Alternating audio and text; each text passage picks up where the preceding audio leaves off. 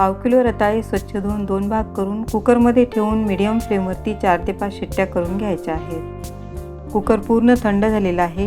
यातली रताळे काढून रताळ्याची सालं काढून खिसून घ्यायचं।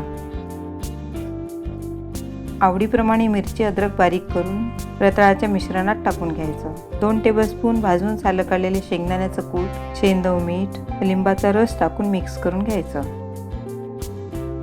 यामध्ये 2 टेबलस्पून राजगिऱ्याचं पीठ आणि यामध्ये लागेल एवढं भगरचं पीठ टाकून घट्ट मळून घ्यायचं। पिठाचा छोटासा गोळा घेऊन यावरती राजगिऱ्याच्या लाह्या लावून लो टू मीडियम फ्लेमवरती गोल्डन तळून घ्यायचं।